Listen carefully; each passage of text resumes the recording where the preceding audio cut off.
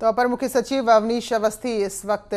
संबोधित कर रहे हैं राज्य की कोरोना के हालात को लेकर। चलिए। सभी प्रवासी कामगार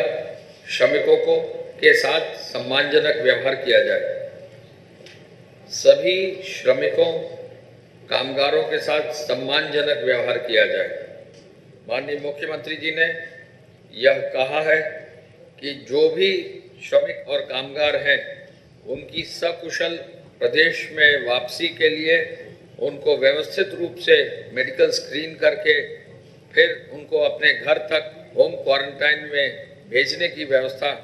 बहुत ही मजबूती से की जा रही है। और ऐसे में कहीं भी व्यक्ति यदि कहीं भी हमारे श्रमिक या कामगार साथी हैं तो पैदल ना चलें, और पैदल चलने से एक और बीमारी का खतरा भी है,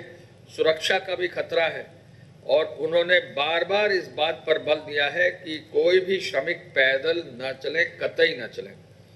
माननीय मुख्यमंत्री जी ने कहा कि अब तक 22 मार्च तक लॉकडाउन से पहले 50 से 60 हजार लोग प्रदेश में वापस आ चुके थे। 25 मार्च के बाद दिल्ली से, हरियाणा से, राजस्थान से 6 लाख जो है हमारे श्रमिक घर भेजे गए और बसों को लगाकर जो है 4000 से अधिक बसों को लगाकर, यूपी रोडवेज की बसों को लगाकर घर भेजा गया। आज की तारीख में जो भी श्रमिक आ रहा है उसको जनपद स्तर पर रिसीव करके वहाँ पर जो है उनकी मेडिकल स्क्रीनिंग करा के, मेडिकल स्क्रीनिंग के बाद उनको प्रॉपर व्यवस्था के अनुरूप सरकारी खर्च पर जो है खाद्यान्न के पैकेट के होम क्वारंटाइन में भेजा जा रहा है। और होम क्वारंटाइन में भेजने के साथ ही वहाँ के ग्राम प्रधान और वहाँ के वॉलंटियर्स को ये अनुरोध किया जा रहा है कि उनका होम क्वारंटाइन के समय सहयोग दें। तो मुख्यमंत्री जी का ये कहना है कि जब 11,500 हरियाणा से भी लाए गए हैं श्रमिक भाई, कोटा से सभी छात्र 12,000 से अधिक आ चुके हैं, प्रयागराज से जो है 15,000 से अधिक छात्र अपने घर जा चुके हैं, मध्य प्रदेश और राजस्थान से अलग से फिर 15,000 लोगों को लाया गया है, गुजरात से, महाराष्ट्र से और भी जगहों से जो है लोग कुछ वाहन से भी आ चुके हैं। हरियाणा से अब जो है हम लोग 30,000 लोग आज या कल तक श्रमिक और कामगारों को जो एग्रीकल्चरल लेबरर्स हैं उनको लाने की व्यवस्था कर रहे हैं। और उन्होंने ये भी कहा कि अभी इस प्रेस कॉन्फ्रेंस तक जो है 69 ट्रेन हमारे प्रदेश में आ चुकी हैं। मुख्यमंत्री जी ने कहा जब इतनी बड़ी मात्रा में ट्रेन हमारी आ रही हैं प्रदेश में तो कोई कारण नहीं है कि किसी को पैदल चलने की आवश्यकता है। अभी तक जो 69 ट्रेन आई हैं, 69 ट्रेन जो आई हैं उनमें आगरा में अब तक 2 ट्रेन आ चुकी हैं, कानपुर में 2 आ चुकी हैं, लखनऊ में 11 ट्रेन आ चुकी हैं, जौनपुर में 2 ट्रेन आ चुकी हैं, गोरखपुर में 11 ट्रेन आ चुकी हैं, बरेली में 2 ट्रेन आ चुकी है, बलिया में ट्रेन आ चुकी हैं, प्रयागराज में 7 ट्रेन आ चुकी है, प्रतापगढ़ में भी ट्रेन आ चुकी है, रायबरेली में 1 ट्रेन आ चुकी है, वाराणसी में 2 ट्रेन आ चुकी हैं, अमेठी में 1 ट्रेन आ चुकी है, मऊ में 1 ट्रेन आ चुकी है, कन्नौज में 1 ट्रेन आ चुकी है, गाजीपुर में 2 ट्रेन आ चुकी हैं, बांदा में 1 ट्रेन आ चुकी हैं, हरदोई में ट्रेन आ चुकी है, आजमगढ़ में आई है, अयोध्या में आई है, बाराबंकी में आई है, सोनभद्र में आई है, गोंडा में आई है, सीतापुर, उन्नाव, बस्ती, कासगंज, मानिकपुर यानी चित्रकूट, और इस आधार पर 69 ट्रेन जो है प्रदेश में आ चुकी है। आज ये जिले करीब हम 40 जिलों में ट्रेन सब ले रहे हैं।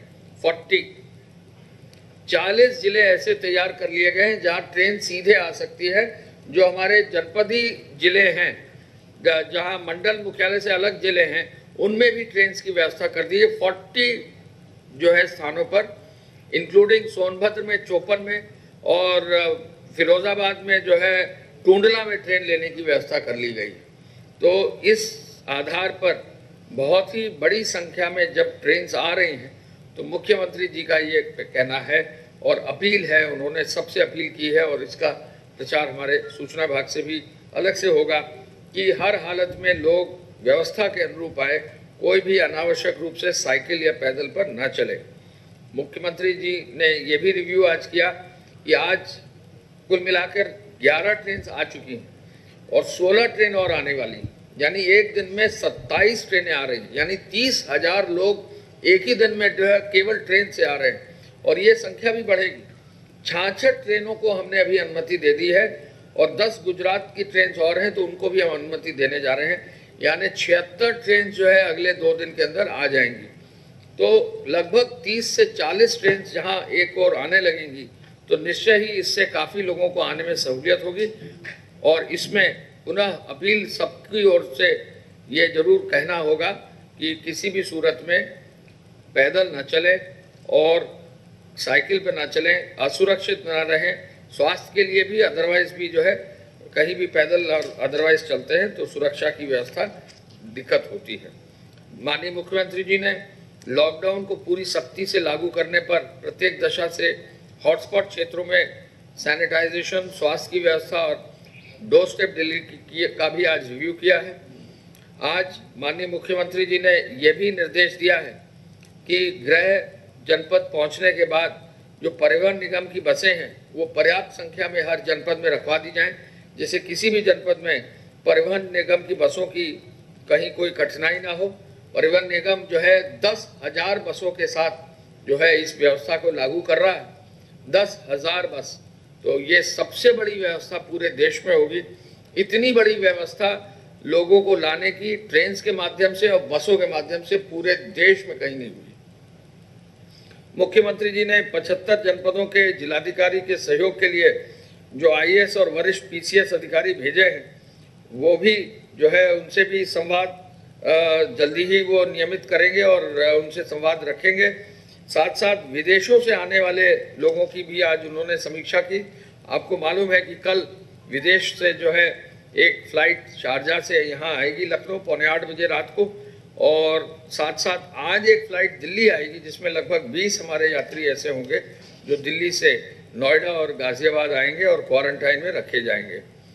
जो अन्य प्रदेश से वापस आने के लिए इच्छुक व्यक्ति हैं उनके लिए केवल एक ही शर्त है कि उनकी सूची बनकर उस प्रदेश से हमारे प्रदेश में आ जाए और साथ साथ उनका मेडिकल सर्टिफिकेट आ जाए। तो उत्तर प्रदेश सरकार ऐसे लोगों की अगर सूची आ जाती है और मेडिकल सर्टिफिकेशन भी आ जाता है तो उनको लेने के लिए तैयार है। ऐसी व्यवस्था हर प्रदेश के साथ की जा रही है। कोविड और नॉन कोविड हॉस्पिटल्स के अलग अलग स्थापित करने का भी आज जो है समीक्षा की गई है और मुख्य चिकित्सा अधिकारियों को कोरोना मरीजों का अध्ययन करते हुए रोगियों की केस हिस्ट्री भी तैयार करने का निर्देश दिया है। टेस्टिंग की क्षमता को बढ़ाने के लिए और पूल टेस्टिंग को भी बढ़ाने का जो है आज मुख्यमंत्री जी ने निर्देश दिया है और ये भी निर्देश दिया है कि जो भी मेडिकल संसाधन प्रत्येक जनपद में हैं उनकी व्यवस्था ऐसी हो कि सब चले, सब इक्विपमेंट चले, सभी डॉक्टर वहाँ पर ट्रेन हो जाएं और पूरी व्यवस्था को आगे ले जाया जाए। एक निर्देश आज मुख्यमंत्री जी ने और दिया है कि जो भी फायर ब्रिगेड की जो गाड़ियाँ हैं पुनः एक व्यापक और बृहद अभियान ऐसा चलाया जाए कि शहर में एक एक इलाके में ज़्यादा संख्या में फायर ब्रिगेड लगाकर 5-5 फायर ब्रिगेड एक साथ लगाकर पूरा एक एरिया जो है उसको डिकंटामिनेट कर दिया जाए। तो ये निर्देश डीजी फायर को अब दे दिए गए हैं। हॉटस्पॉट के लिए भी और जो मार्केट्स हैं, मंडी हैं, उनके लिए विशेष रूप से, और जो हॉस्पिटल्स के पास का एरिया है जहाँ भी इन्फेक्शन का लोड ज़्यादा है, मंडी हो, हॉटस्पॉट्स का एरिया हो या हॉस्पिटल्स के आसपास का एरिया हो, कोई भी ऐसा एरिया हो या बड़ा कोई ऑफिस हो, तो ऐसे एरियाज को जरूर जो है डिसइंफेक्टेशन करने के लिए निर्देश मुख्यमंत्री जी ने डीजी फायर को दिया है। माननीय मुख्यमंत्री जी ने L1, L2, L3 dedicated Covid hospitals की बेड्स की संख्या का भी आज रिव्यू किया है और आपको ध्यान होगा कुछ दिन पहले माननीय मुख्यमंत्री जी ने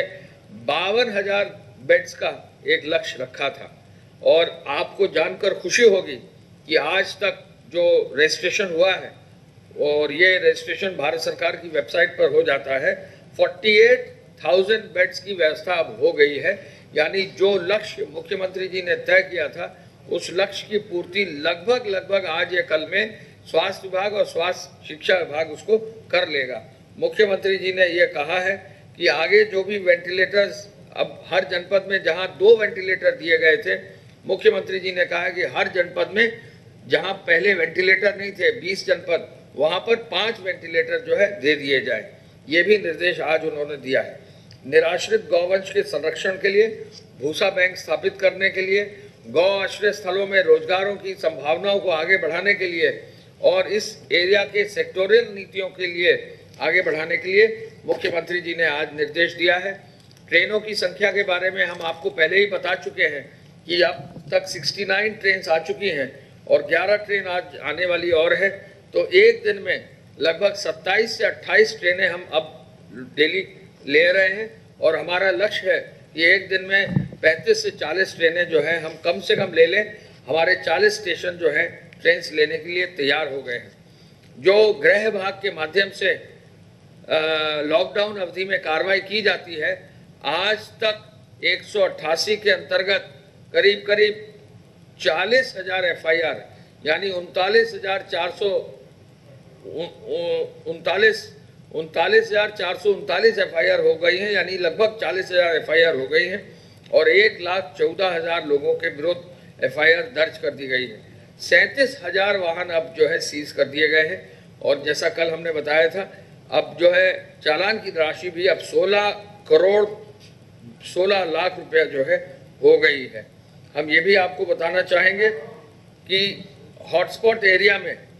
67 जनपदों में जो 452 हॉटस्पॉट एरिया हैं, इनमें 8,42,000 मकानों में लगभग 47 लाख लोगों को जो है उनकी हॉटस्पॉट के एरिया में व्यवस्था की जा रही है और साथ ही साथ जो कोरोना संदिग्ध है इन एरियाज में 20,000 लोगों पर भी सर्वेलेंस भी जो है किया जा रहा है। तबलीगी जमात और मरकज से जो जुड़े हुए लोग थे उन पर जो कार्रवाई की जानी थी क्वारंटाइन की, वो कर दी गई है।